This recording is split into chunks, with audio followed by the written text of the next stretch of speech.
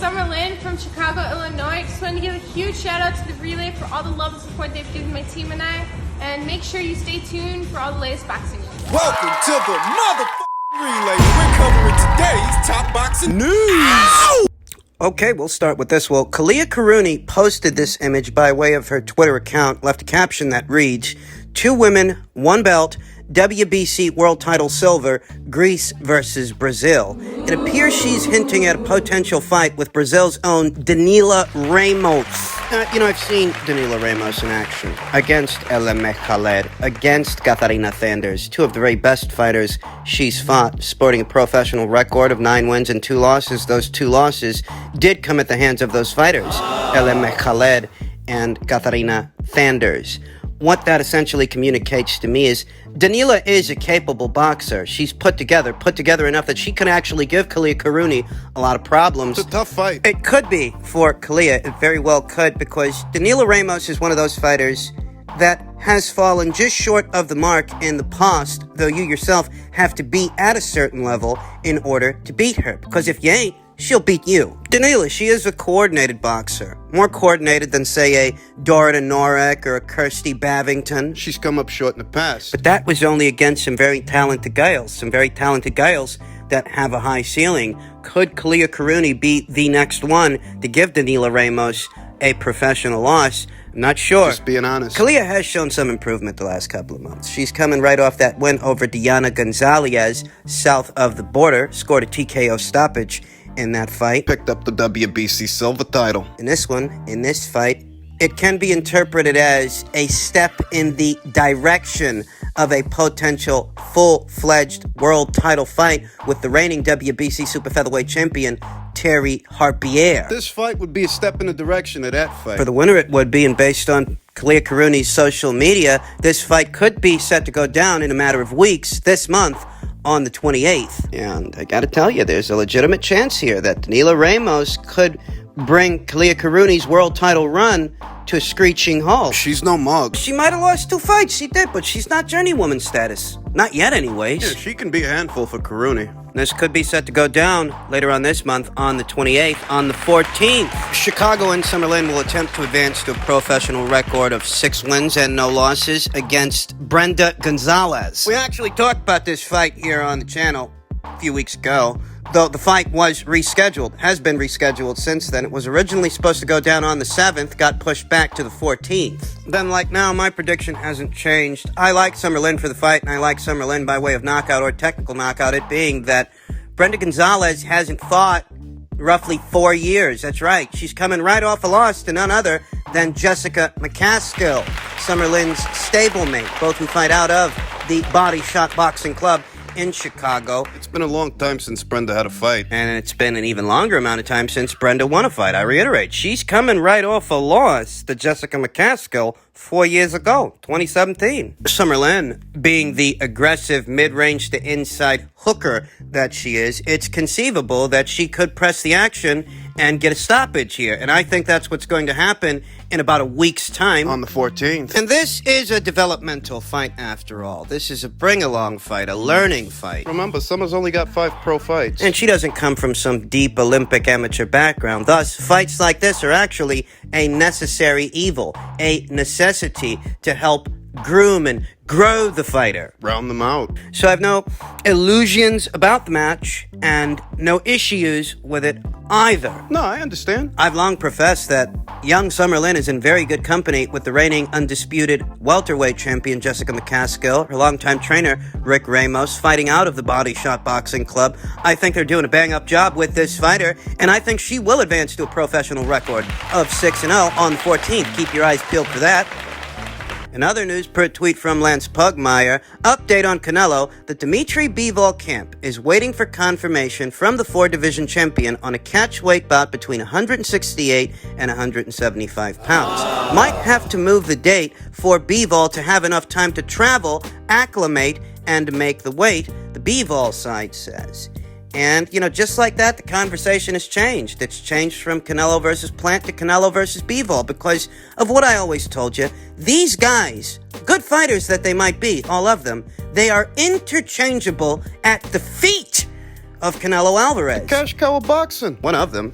It's between Canelo and Anthony Joshua at this point. And Canelo has no shortage of options. I mean, isn't that what I've been telling you guys all this time? Isn't that what I've been telling you guys for well over a year? That, you know, I'm okay with Canelo versus Charlo the same way I was okay with Canelo versus Smith or Canelo versus Saunders, or in this instance, Canelo versus Bivol, because very few of these guys stand out. I have to admit that Dimitri Bivol at 175 pounds has a much better resume than Caleb Plant does at 168 or Jermall Charlo at 160. I will say comparatively, Dimitri Bivol's body of work here and now, based on who he's faced and who he's beaten, it is a bit more impressive than what you get from Smith and what you got from Billy Joe Saunders? You know, I've always said that Billy Joe Saunders, he doesn't actually have a bad resume. It's actually kind of solid, at least the middleweight portion of it. He's got some solid names on there, some solid victories. Chris Eubank Jr., John Ryder, Andy Lee, David Lemieux. Billy's resume wasn't half bad. No, it wasn't. At least not the middleweight portion of it. It's the super middleweight portion of Billy's resume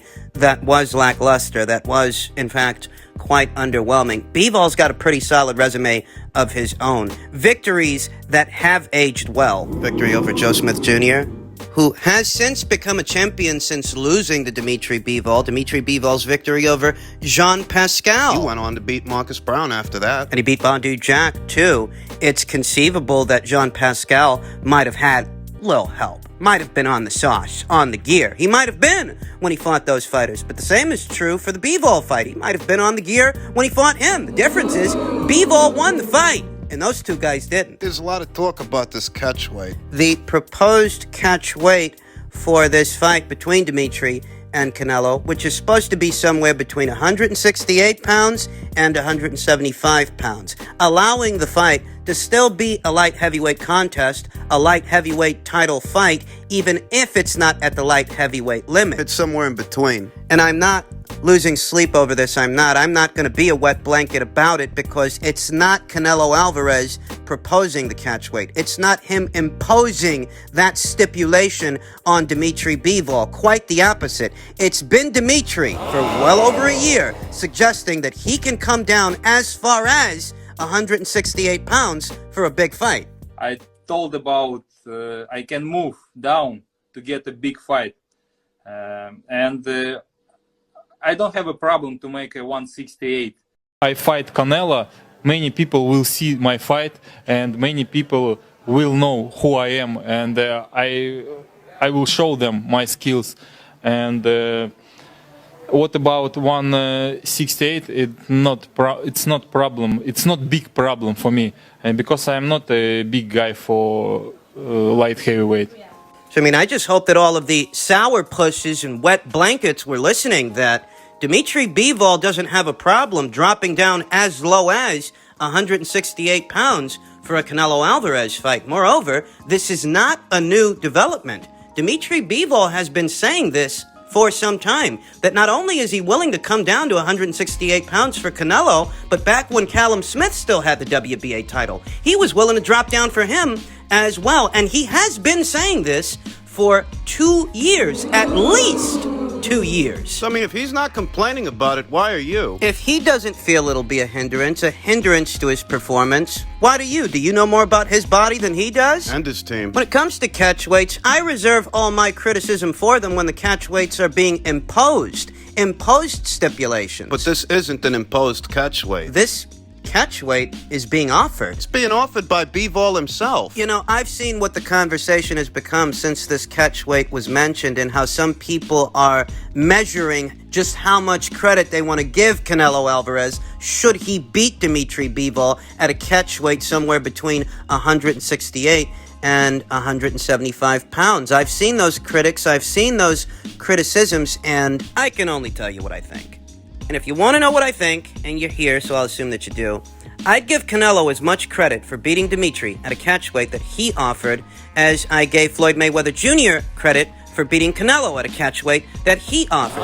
Most people seem to forget that after the Kermit Cintrone fight, it was the Canelo Alvarez people that offered to come down for a Floyd Mayweather Jr. fight, because Floyd was the naturally smaller guy, the same way that Canelo Alvarez here is the naturally smaller guy. It's even terrain. You know, I never accused Floyd Mayweather Jr. of draining Canelo Alvarez because I remember that they're the ones that offered that catchweight. In this situation, the same applies. I'm not going to accuse Canelo of draining Dimitri Bivol when for at least the last 2 years, it's been Dimitri offering to come down. It's been Dimitri saying that he can make 168. In this situation, he won't even have to because they're talking about a catchweight in between 168 and 175 pounds. He won't even have to drop down that far. And it'll still be a light heavyweight title fight. It'll still be more in Dimitri Bivol's neck of the woods than Canelo Alvarez because Canelo's only fought once as a light heavyweight, whereas Dimitri, he's a career light heavyweight. So what's the problem? What are you crying about? If Dimitri's not up in arms about it, if he's the one offering it... What are you, his mother? Let me tell you something. I've got a high opinion of Dimitri Bivol as a fighter, and I didn't wait until he was in the running for a Canelo Alvarez fight to develop that opinion. Those who follow this channel will know that I think that he's much better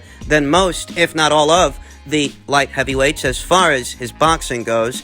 And I'll go as far as saying that he is, in fact, better than all of the super middleweights, save Canelo Alvarez. I'll go as far as saying that I think Dimitri Bivol, outside of this Canelo fight, if he were to have dropped down to 168 pounds and taken on all the top-tier talent in that division... Yeah, I think he'd beat all of those guys. Every single one of them. And that's based on the body of work that he's amassed as a light heavyweight. Dimitri Bivol's point about him not being a very big guy is quite right. I mean, look at the discrepancy in size between Dimitri and the last guy that he fought, Craig Richards. Look like those two guys were in different weight classes. Dimitri's shown that he can hang with the big boys at 175 pounds. And at 168, I think he'd clean house. I think he'd beat David Benavidez. I do. I think he'd beat Caleb Plant and Billy Joe Saunders and Callum Smith. And I think that because I've seen Dimitri against stronger, more proven guys than those guys are. Strong puncher, big guy, in Joe Smith Jr. A grizzled veteran with nothing to lose in Pascal. A well-schooled boxer from the Cuban School of Boxing